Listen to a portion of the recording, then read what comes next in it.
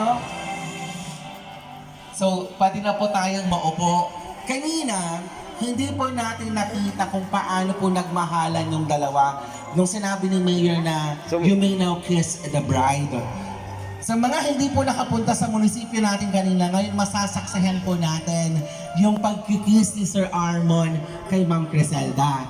Pero ito sir, mag-start tayo ng 10. Dapat tapusin mo ng 1. Okay. So pag hindi mo tinapos ng hanggang 1, babalik ulit tayo sa 10.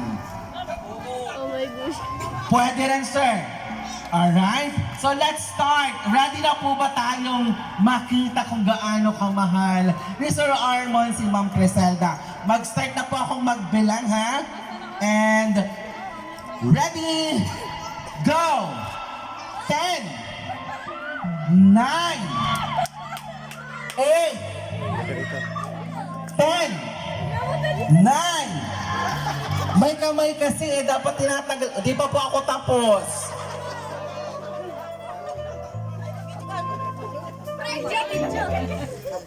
Private dito.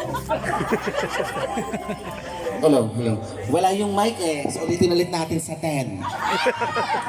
Battery low po yung mic natin. So start ulit natin ng 10. Ready? Sige po. Ayan. Alright, so let's start and ready, go. 10. Mamaya na daw. So again, sir, you may now kiss Ma'am Criselda. Palakpakan naman po natin sila. And at this very juncture, friends and family, for us to be welcome to this celebration, may I now hear the message of Sir Armon and Ma'am Criselda to their guests and of course to their principal sponsors. Naimbag